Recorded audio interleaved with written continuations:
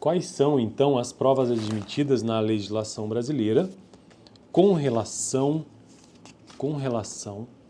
à prova pericial e suas interações com as demais provas, né? O capítulo 3 deste livro. Eu não estou tirando essas informações da minha cabeça, estou usando textos base que estão me ajudando na construção dessa playlist sobre perícia contábil. Só que antes de entender um pouco sobre perícia contábil, que é uma importante disciplina da contabilidade, eu preciso entender um pouco sobre perícia, de modo geral.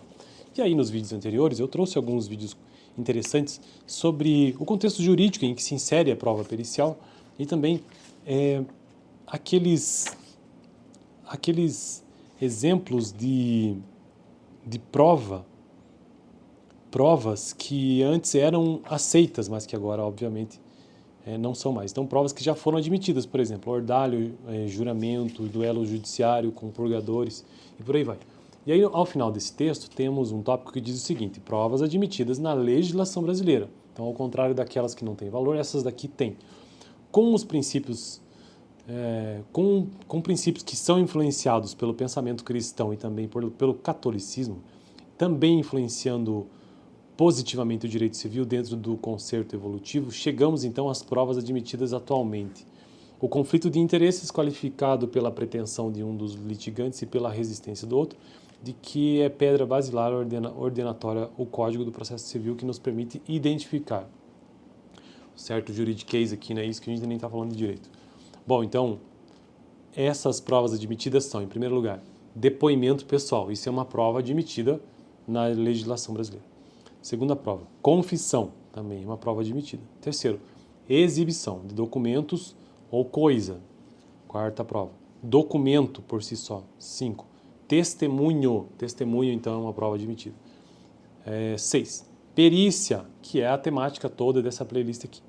E sétimo, inspeção judicial. Então, aqui são 7 provas admitidas na legislação brasileira: depoimento pessoal, confissão, exibição, documento, testemunho, perícia e inspeção judicial.